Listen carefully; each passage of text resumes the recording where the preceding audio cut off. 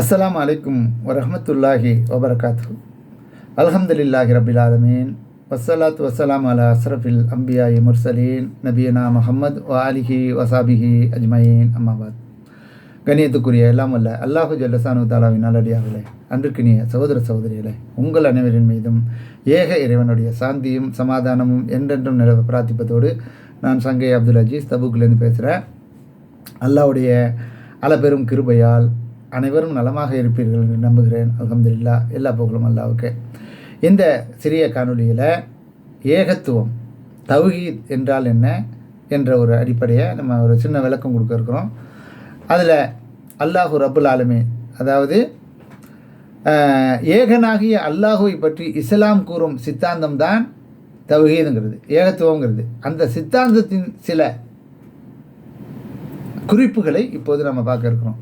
அதாவது அல்லாஹ் தனித்தவன், இணை துணை இல்லாதவன். அல்லாஹ்வுக்கு நிகர் அவனே, அல்லாஹ்வுக்கு நிகராக யாரும் இல்லை.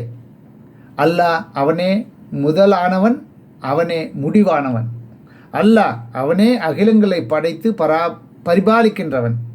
அல்லாஹ் அவனே ஜீவராசிகள் அனைத்திற்கும் இரட்சகன். அல்லாஹ் அருளானவன், அன்பானவன், அழகானவன். அல்லாஹ் பேராற்றலுடையவன், அண்டங்களின் அதிபதி. அல்லாவின் அனுமதியின்றி ஒரு அணுகும் அசையாது. அல்லாஹ் படைப்பினங்கள் ஒவ்வொன்றையும் கண்காணிப்பவன். அல்லாஹ் அனைத்து பாக்கியங்களையும் அருள்பவன். அல்லாஹ் நம்மை பராமரிப்பவன், நம்மை பாதுகாப்பவன். மேற்கண்ட அனைத்து அம்சங்களுக்கும் ஒருங்கே பெற்றுள்ள பேராற்றலுடைய அகிலங்களின் இரட்சகனாகிய அல்லாஹுவை வணங்குங்கள். அவனை தவிர வேறு எதையும் வேறு யாரையும் வணங்காதீர்கள். அவ்வாறு வழங்கினால் நீங்கள் வழி தவறி விடுவீர்கள் என்று இஸ்லாம் போதிக்கிறது. அப்படி வழி தவறியவர்கள் நரகத்துக்கு கொண்டு சேர்க்கப்படுவார்கள் என்று இஸ்லாம் எச்சரிக்கின்றது. எனவே அன்புக்குரிய சகோதர சகோதரிகளே, இதுதான் தௌஹீதின் கோட்பாடுகள்.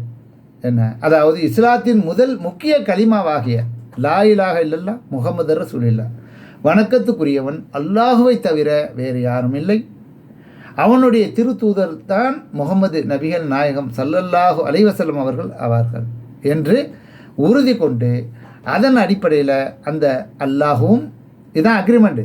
லா இலாஹ இல்லல்லாஹ் முஹம்மது ரசூலுல்லாஹ், எனக்கும் என்னுடைய இறைவனுக்கும் உள்ள அக்ரிமெண்ட்டு. சரியா? அல்லாஹுவை அனைத்தையும் படைத்த, என்னையும் படைத்த இறைவனாக நான் ஒப்புக்கொண்டு விட்டேன். அல்லாஹ்வுடைய தூதராகிய முகமது நபி ஸல்லல்லாஹு அலைஹி வஸல்லம் அவர்கள் தான் இறுதி தூதர், இனி யாரும் நபி கிடையாது. அவர்களுடைய சொல் செயல் அங்கீகாரம்தான் நான் பின்பற்ற கடமைப்பட்டவன் என்பதை அக்ரிமெண்ட்டாக லா இலாஹ இல்லல்லாஹ் முஹம்மது ரசூலுல்லாஹ் என்ற அடிப்படையில் அந்த தௌஹீது ஏகத்துவ முழக்கத்தை நாங்கள் உலகத்துக்கு எடுத்து சொல்லுகிறோம், மனதார நம்புகிறோம் என்பதை தெளிவாக புரிந்து கொள்ள வேண்டும். இதன் அடிப்படையில் மக்களை அழைக்க வேண்டிய பொறுப்பு நம்மக்கிட்ட இருக்குது. இந்த ஏகத்துவ சித்தாந்தத்தை மக்களுக்கு எடுத்து சொல்ல வேண்டிய பொறுப்பை அல்லாஹ்வுடைய ரசூலும் நம்மிடம் ஒப்படைத்திருக்கிறார்கள்.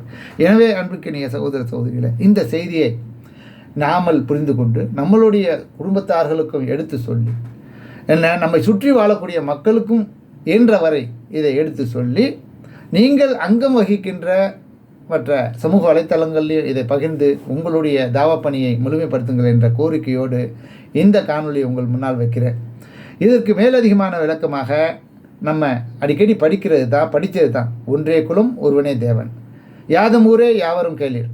அப்போ ஒன்றே குலம் என்பது இறைவனால் படைக்கப்பட்ட முதல் மனிதர் ஆதம் ஹவ்வா, அவங்க மூலமாக பல்கி பெறுகின்ற மக்கள் அனைவரும் ஒரே குலம்தான். அந்த ஆதமையும் ஹவ்வாவையும் முதல்ல யார் படைத்தானோ, அவர்கள் வாழ்வதற்கு இந்த உலகத்தை படைத்த அனைத்தையும் பராமரித்து கொண்டிருக்கிறானோ அவன்தான் இறைவன், தேவன். இதுதான் இந்த உண்மையான சித்தாந்தம்.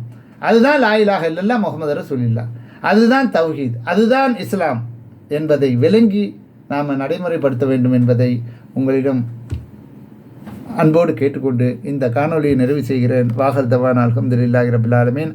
அஸ்ஸலாமு அலைக்கும் வரஹ்மத்துல்லாஹி வபரகாத்துஹு. வ ஜஸாக்கல்லாஹ் ஹைரன்.